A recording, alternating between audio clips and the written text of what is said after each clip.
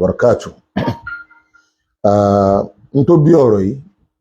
tá a wò wípé ó yẹ ká pa àwọn èèyàn ṣàkíyèsí ká dẹ̀ jẹ́ wọ́n mọ àwọn kankan. Òun náà ni ìgbésẹ̀ pásítọ̀ Adébóyè tó tún wá lọ rìkọ́ọ̀dù ara rẹ̀ tó gbéra rẹ̀ sí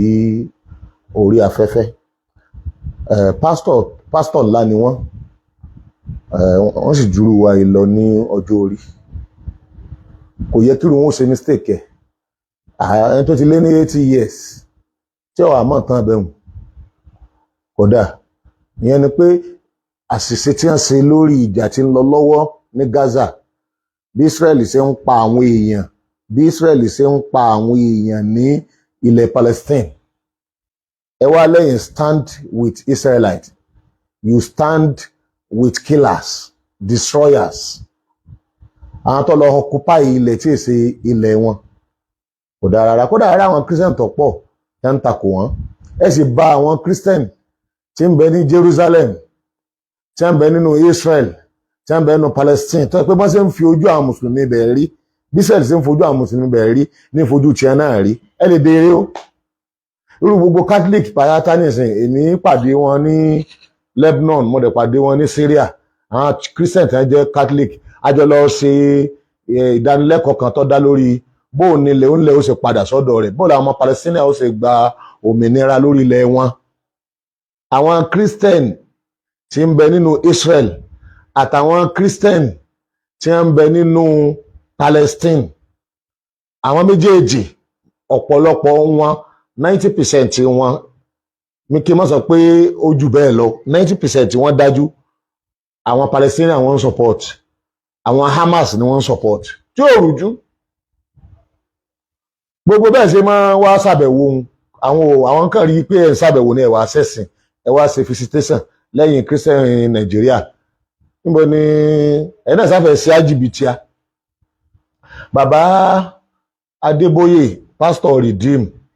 ẹ ṣe àṣìṣe tó ní agbára pẹ̀lú pé ẹ̀ ń ṣàdúrà fún apààyàn. Ìgbà támàsì lọ́jà, wọ́n ti ń ja Hamas lógun tipẹ́tipẹ́, wọ́n sì ń ja ọmọ Palestine lógun, wọ́n dẹ̀ ń rí mọ́sálásí wá fún pẹ̀lú kí wọ́n máa wọ bàtà wọbẹ̀, pẹ̀lú kí wọ́n máa lọ ọbẹ̀,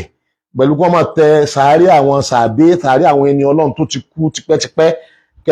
kẹ́ máa ṣèdọ̀tí síbẹ̀. Láti bí oṣù kan ó lé, támàsì ń pariwo pé àwọn ò ní gbà o, ẹ kú mọ́sálásí o, ẹ má wá mọ́sálásí máa wá lá ní mọ́sálásí wá o. Tí wọ́n sì ń pa èèyàn ní West Bank, támàsì sọ pé ara àwọn ò lè gbà á. Kò sẹ́ni ẹ̀ka tó sọ̀rọ̀ ńgbà yẹn o, ńgbà Hamas wá retaliate, ó dẹ̀ sọ pé òun ó gbogbo iṣẹ́ tó wá retaliate. A sì rí bó ṣe retaliate, kò pa ọmọ èké, kò pa obìnrin. Àwọn sọ́jà wọn lọ́lọ́ attack 23 barracks lọ́lọ́ attack. Ó dẹ̀ kó wọn lẹ́rú, ó kó wọn bí more than 150 wọ́n kó wọn lọ sínú Gaza. Ṣùgbọ́n nígbà tí Israel ọmọ retaliate lọ́wọ́lọ́wọ́ báyìí 1,200 plus ọmọ kékeré ní Israel ti pa nínú out of 2,000 plus tó pa. Ọmọ kékeré tí ń bẹ ń bẹ ọmọ bíi 2,400 lọ pa báyìí àbí ó lé, bẹ̀tẹ̀ àwọn ọmọ kékeré tí bẹ ń bẹ wọ́n lé ní 1,200. Family bíi 50 lórun tó wó ilé lù wọ́n lórí ní Israel. Àwọn Palestinian ò ṣe bẹ́ẹ̀ o. In fact, obìnrin nígbà wọ́n ń jà lọ́wọ́, obìnrin tó bọ́ sọ́wọ́ wọn pẹ̀lú ọmọ rẹ̀ méjèèjì, nígbà wọ́n rí pé jà yẹn settle, wọ́n release ẹ̀bùn kọ́mọ lọ Israel, ẹnì kan sì gbọ́dọ̀ tampa rẹ̀. Bóbìnrin yẹn ṣe ń lọ gángan fẹnu ara rẹ̀ sọ pé àwọn Palestinian tó ń pàdé, wọ́n sọ pé wọ́n ti sọ fáwọn pé àwọn gbọ́dọ̀ tampa ọmọ kékeré, àwọn ò sì gbọ́dọ̀ tampa obìnrin. Ẹni ọba kò sí ẹnì kankan nínú àwọn tó ń settle sí area Palestine, tán á gbalẹ̀ Palestine tí èyí níbọn lọ. Lápòjú oníṣẹ́ Israel ní kọ́ lọ kó àwọn ọmọ ogun 300,000 wá ní àwọn ọmọ ogun tó yẹ pé wọ́n yìí sábà lò wọ́n. Gbogbo 300,000 yẹn pátápátá ọmọ inú ìlú ni wọ́n, ṣùgbọ́n sọ́jà ní wọ́n tẹ́lẹ̀tẹ́lẹ̀. Gbogbo wọn pátá ló níbọn lé, gbogbo wọn pátá ni wọ́n máa ń kọlu àwọn ọmọ Palestinian. Gbọ́ yé pé kí ni ń bẹ níbẹ̀ yẹn? Gbọ́ yé ẹ kàn lọ ṣàdúrà fáwọn apààyàn, àwọn tó pé wọ́n takò òfin àgbáyé tí àwọn àjọ àgbáyé tí ń rí sí ètò Earth àtàwọn àjọ àgbáyé ní òkè sí àwọn mùsùlùmí o, àwọn àjọ àgbáyé tí wọ́n wà lọ́ndà United Nations, gbogbo wọn ni wọ́n ń pariwo ẹ lọ wádìí, ẹ lọ béèrè, ó kéré tán ẹ lọ gọ́gù ẹ̀. àjọ àgbáyé tó ń rí sí earth ó ní Ísírẹ́lì ti takòfin àgbáyé kò sì lójú àánú ìkànnì kéèyàn sọ pé aráàlú àwọn Hamas lọ kọlù ẹ tó bá ń pọ́ mọ̀ jàjà ẹ tó lọ kọlù ẹ ní kọ́ lọ sí kíni kọ́ lọ bá ọwọ́ lọ pa àwọn aráàlú ṣé ẹni tí wọ́n ń pa àwọn aráàlú lọ yẹ pásítọ̀ kan kọ́ máa ṣàdúrà fún ẹlẹ́ẹ̀kejì ìjọ rìdíìmù wọ́n ní gbogbo kẹ́ máa ṣàdúrà ẹ jẹ́ má gbé pè lọ́dọ̀ Ọlọ́run ṣé kìí ṣe àwọn Ísírẹ́lì yìí ni wọn ò aláwo kí Christian ọ̀ exist tí wọ́n fúnlẹ̀ mọ́ wọn nu Ísírẹ́lì gangan tó jẹ́ Palestinian tí wọ́n gbà wọ́n ń victimize àwọn Christian tí bẹ́ẹ̀ bẹ́ẹ̀ wọ́n ń victimize wọn nínú Palestine tí wọn ò tí ì rí gbà ṣé é ṣe pé ìtàn àwọn kọ́ni wọ́n pa Jésù rẹ̀ ṣe wí tí wọ́n kàn má gbélébù kí ni tí ń bẹ láàrin ẹ̀yà àti wọn ò gbàgbọ́ nínú mẹ́ta lọ́kan tẹ́yìn máa gbàgbọ́ wọn ò gbàgbọ́ wọn èsì ẹlẹ́sìn wọn kì í ṣe Christian àwọn tẹ́ ẹlẹ́sìn sọ́pọ̀ọ̀tì wọn kì í ṣe Christian wọ́n dẹ̀ yé ti Christian wọ́n bìlífù yìí pé Jésù yín ọmọ àlè ni pé káfíńtà kan ló fún ìyá rẹ̀ lóyún so kí wàá ní tí pásítọ̀ tó lè rí pásítọ̀ Christian tó tún jẹ́ a prominent pastor tí gbogbo èèyàn mọ̀ tọ́jú orí yìí tó ti lé ní 80 years tí èso méèké tá a sọ pé kò mọ̀ tán báwo lẹ ṣe wá lè lọ mọ́ ṣàdúrà fún ẹni tépè yẹ ẹni tó yẹ pé ọ̀pá àyàn débi wípé Amẹ́ríkà gan pè hàn ṣàkíyèsí pé kíní ti ń pọ̀ jù o ẹ ṣe ń sọdọ́ lọ́rọ̀ fún yín àtẹni tí ń ṣàdúrà fún Israel lónìí àtẹni tí ń kó nǹkan ìjà fún Israel lónìí àtẹni tí ń yọdún sí Israel lónìí ẹjọ kan ìbínú Ọlọ́run ni léyìí tó bẹ̀rẹ̀ yìí léyìí tí ń lọ yìí o èyí tí ń lọ yìí ò lè tán oró rẹ̀ kò ní tán lára Israel ó ní ọ̀pá Israel bẹ́ẹ̀ náà ni oró rẹ̀ kò ní tán lára gbogbo ẹni ó bá sọpọ́ọ̀tì apààyàn bí bá ṣe ń sọ̀rọ̀ àwọn ọmọ ìyá ta wá níbẹ̀ yẹn tó ń jẹ́ ọmọ Palestinian àwọn ọmọ ó ń lẹ́ o wọn ò pa èèyàn tí ò yẹ o ẹni ó ń gbébọn lọ báwo ni ok Amẹ́ríkà ń kéde over 30 ọmọ Amẹ́ríkà tí wọ́n ti pa àti ntọ́fẹ́ tó 20 tí wọ́n ti mú lẹ́rú tí wọ́n bẹ̀rù Gaza báwọn máa sì mú wọn lẹ́rú bóòlù Amẹ́ríkà ṣe débẹ̀ wò Russia náà kéde pé wọ́n ti pàánú àwọn aráàlú tòun náà wọ́n ti tó 10 àbí wọ́n ti jù bẹ́ẹ̀ lọ báyìí wọ́n sì kọ́ àwọn kan lẹ́rú tí wọ́n pọ̀ ń tiẹ́ Germany ó kéde pé wọ́n èèyàn wọn Britain kéde France kéde pé wọ́n kọlu èèyàn wọn èèyàn wọn gan wá ní Israeli gẹ́gẹ́ tọ́lọ̀ ọgbà ilẹ̀ Palestine wọ́n ìtọ́jú wípé ìtọ́pọ̀ jù náà ọmọ Israel ní wọ́n ní passport méjì passport ibi tí ń gbé tẹ́lẹ̀ kan tó kóra àwọn wá sórí ilẹ̀ àwọn Palestinian Arab àti passport tí wọ́n ẹ̀sẹ̀ ṣe nígbà wọ́n dé orí ilẹ̀ Arab tó dé orí ilẹ̀ Palestine passport méjì wọ́n máa ń ní gọ́ọ̀gù ẹ̀ kó béèrè kò dẹ̀dẹ̀ sí kankan nu wọn tí ò níbi tí ń gbé tẹ́lẹ̀ kó tó di pé wọ́n kóra wọn wá sórí ilẹ̀ àwọn Palestinian ṣé gbogbo èyí wọn ẹ̀ ní ẹ̀ mà kí ló wà níbẹ̀ yẹn tẹ́lẹ̀tẹ́lẹ̀ ijó gan ni ọdún mélòó gan ni ọdún Israel gẹ́gẹ́ bí country Israel bẹ̀rẹ̀ láti 1947-48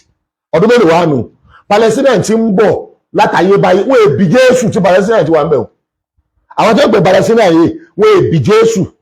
wọ́n èbí bàbá tó bí Isiaka tí ṣe Ibrahim Isiaka tó bí Yakuba tí ṣe Israel Yakuba òun ló bí àwọn ọmọ méjìlá tí ń jẹ́ Israelite wọ́n èwà bí bàbá wọn àgbà tí ṣe Ànábì Ibrahim alayhi salatu wa salam kọ́nà bá ní kẹ́ àti bàbá tó bí Yakuba tí ṣe Isiaka àti Yakuba tó ń pè Jacob tó bá àwọn ọmọ Israelite wọ́n èbí kankan nù wọn táwọn Palestinian ti wà bẹ́ẹ̀ ìbòlẹ̀ tí wàá rí tìyín orílẹ̀-èdè tí èpọ̀ ọgọ́rùn-ún ọdún orílẹ̀-èdè tí èpè ọgọ́rùn-ún ọdún tó wá látara ìjẹgàba àwọn British bí wọ́n ṣe kó Nàìjíríà lẹ́rú náà káwọn Palestinian náà lẹ́rú ní gbogbo 1917 ẹ lè rí 5% nínú ẹ̀ tí Israelite ẹ lè rí wọn ní ilẹ̀ Palestine wọn ò sí Jerusalem wọn ò sí ń bò ní ìgbà tí Britain tó wọ bẹ̀yìn 1918 tó kó Palestine lẹ́rú ìgbà yẹn ló tó wá ń kó wọn wá torí plan tí wọ́n ti ní láti meeting kan tí wọ́n ṣe ní France ní capital France lára di 1897 ibẹ̀ wọ́n ti conclude pé ó yẹ káwọn establish country àwọn wọ́n wò pé sí káwọn lọ establish ẹ̀sì America wọ́n tún wò pé sí káwọn lọ sí even Brazil even wọ́n wo France wọ́n wo Russia bẹ́ẹ̀ tí gbogbo àwọn orílẹ̀-èdè yìí ní ọ̀rọ̀ fẹ́ kí wọ́n kó wàhálà àwọn pípì tó níbi wọ́n bá wà wọ́n máa dá wàhálà alẹ́ ni ibi wọ́n bá wà kì í sálàáfíà ń bẹ bí kí wọ́n sọ pé àwọn jẹ gàba lórí ọrọ̀ ajé ọlọ́rọ̀ ajé àwọn jẹ gàba lórí politics ìlú láì sọ máa lù l'Amẹ́ríkà ní ìsìn àná ń control America ok àwọn wọn á fẹ́ wá ibo làwọn bá create state of Israel ibo làwọn create ẹ̀ sí ìyẹn ló fà á tí wọ́n fi wá mú tí wọ́n fi wá pìkì ilẹ̀ Lárúbáwá pé nínú àwọn àwí àwọn àti inú Báíbù àwọn ọ̀rọ̀ kan ti ń bẹ tó jẹ mọ́ Palestine ẹjẹ́ akú kóra wa lọ.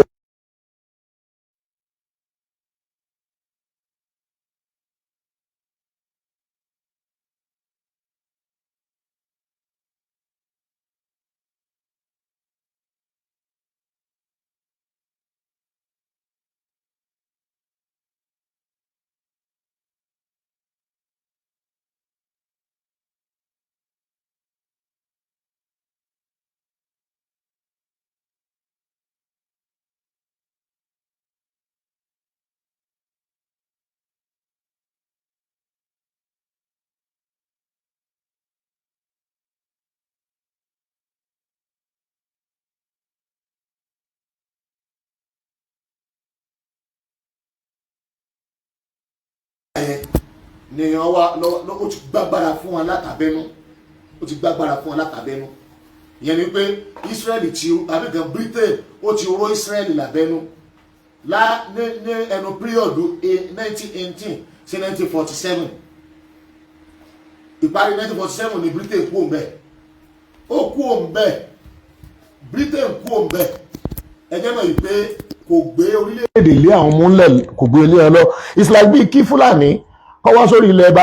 wa kọ́ wá máa dára jẹ kọ́ wá kí Fúlàní wá sọ pé òun lòun ní Ìbàdàn òun lòun ní Ìwó òun lòun ní everything so possible ṣé yọ possible kí ará Ìbàdàn gbà kí Fúlàní tí ń fẹ́ràn joko lẹ́gbẹ̀ẹ́ lórí ilẹ̀ wọn kọ́ wá claim lẹ́hùn bẹ́ẹ̀ náà làwọn ọmọ Israeli wọ́n wá sórí ilẹ̀ Palestine ni lọ́jọ́ ń sì dé sórí ilẹ̀ Palestine àwọn ọmọ Palestine lé wọn èè gbàyàn jẹ ọmọ Palestine lé wọn kì í gbàyàn jẹ látayébáyé tẹ́ ti débẹ̀ ló jẹ́ pé ìrìn àjò alákọ̀ọ́kọ́ táwọn ọmọ Israeli ṣe sí ilẹ̀ Palestine ìgbà àkọ́kọ́ táwọn Júù àbáwọn Israelite tí wọ́n á wọ Palestine gangan iná nígbà ànábì Musa ìgbà yẹn wọ́n ń bọ̀ láti Egypt ni ọba Egypt Ramses Asadis tí í ṣe Pharaoh ọba Egypt yẹn ó pa wọ́n gan ó fìyà jẹ wọ́n gan ni Musa tán pè Mósè ló fi kó wọn kúrò ní Egypt ìgbà tó wọ́n ń kó wọn lọ sí ibi tí ó kọ rẹ̀ ń jẹ́ nígbà wọ́n ń pè ní land of Canaan olólùwọ̀n kó wọn lọ láti save wọn lábẹ́ ìjọba empire apààyàn ìkà afúnlẹ̀mọ́yàn Pharaoh ìgbà yẹn nígbà àkọ́kọ́ tí wọ́n ní wọ́n wá wọ Palestine nígbà yẹn rẹ̀ rí wọ́n yarí mọ́ Musa lọ́wọ́ ni wọ́n ní idhaba anta wa rabbuka faqatila idhab anta wa rabbuka faqatila inna hahuna qa'idun Musa ó sọ fún wa pé Ọlọ́run ní kí a wọnú Palestine àwọ̀ ìwọ àtọ́lọ́ ni ẹ lọ jagun bẹ̀ tẹ́ ẹ bá wá jagun tán àwọn òdòdó yìí ń bì àwọn ò ní wọ́ bẹ̀ tẹ́ ẹ bá tó jagun tán ìwọ àtọ́lọ́run Ọlọ́run dẹ̀ ni wọ́n lọ bẹ̀ ní kí wọ́n lọ máa sin lọ́hùn kí ló dé tẹ́ ẹ fẹ́ wọ́ bẹ̀ wọ́n ní reason pé lọ́jọ́ ni ò láyé Musa lójú Musa náà níwájú Musa náà alayhi salatu wassalam wọ́n ní inna fiha qawman jabari àwọn èèyàn kan bẹ́ẹ̀ tí wọ́n le àwọn ní ń bà wọ́n lẹ́rù táwọn ò fẹ́ wọ́ bẹ̀ ọjọ́ aláwọ̀kọ́ tí Musa kó wọn wọ ọbẹ̀ tí wọ́n ní wọ́n wọ ọbẹ̀ wọn ò wọ́ wọ́n yarí ni lọ́nà wọn bá fi kó wọn sí dààmú 40 years látara pé wọn ò wọlé ó dẹ̀ bínú sí wọn. àwọn tí wọ́n ní ọbẹ̀ ń bẹ̀ lọ́jọ́ òun àwọn ni wọ́n ń pè Palestinian òní àwọn ẹ̀yà Canaan ni ẹ̀yà yẹn mix láàrin ẹ̀yà tí wọ́n pè ní kọ̀bílà àtẹ̀kìrìtíyà àti àwọn kọ̀bílà tó pè ní kanihaniya àwọn kanihaniyon tí yẹn exist tipẹ́tipẹ́ wọ́n tan mọ́ anabi Noah Hamu ó ní àwọn Ísírẹ́lì gan àtọ̀pọ̀lọpọ̀ àwọn oníbáíbù wọ́n bìlífù pé àwọn Árábù tàn mọ́ àbáwọn Canaan àwọn Palestinian tàn mọ́ ní wọ́n fi hate wọn wọ́n wá bìlífù pé àwọn ń tà wọn àwọn tàn mọ́ Sam ìyẹn fún wọn sọ wípé antisemist àwọn tí wọ́n ti ń takò ìran àwọn terrorist ni wọ́n ìran ìdí ẹ̀rí apààyàn ni wọ́n gbogbo ògbà ni wọ́n máa ń ṣèkà àwọn ànábì Ọlọ́run tọ́lọ́run ránṣẹ́ àìmọye nu wọn ni wọ́n pa àìmọye nu wọn ni wọn gbàgbọ́ ìmí ìwà tí wọ́n gbàgbọ́ lójú mọ̀ ya wọn bá kájẹ́ lẹ́yìn kódà Musa dátọ́ lọ gbà wọ́n lẹ́ǹbi ìyà tí ń jẹ wọ́n lẹ́yìn ọ̀rẹ́ yìí wọ́n tún mú òòṣà míì tí wọ́n ń bọ lójú ayé Musa gan wọ́n ti bà nǹkan jẹ́ so nípa àwọn tó ń pè ní Israelite yìí wọ́n jẹ́ ìran tó burú gan ká pé a bá fẹ́ wo issue Palestine lọ́nà mẹ́ta a fẹ́ wò ní issue land and it is history ilẹ̀ àti tán lẹ́hùn kò jẹ́ mọ́ wọn tá a bá fẹ́ wò ní issue wípé ẹ ti ẹ̀já sọmọ nìyàn ẹ gbé wọn sí pé ni tá a bá tó wá fẹ́ wò ní issue ẹ̀sìn kò jẹ́ mọ́ wọn ètò kọ́kọ́ pàtàkì jù ní pé ta ló kọ́kọ́ débẹ̀ yẹn àwọn tó kọ́kọ́ débẹ̀ yẹn ni wọ́n ń pè ní àwọn Kanaaniyun àwọn Canaan àwọn Canaan wọn kì í ṣe Israelite ìyẹn ló fà nínú ìwé Matthew tẹ́ ẹ bá ti lọ orí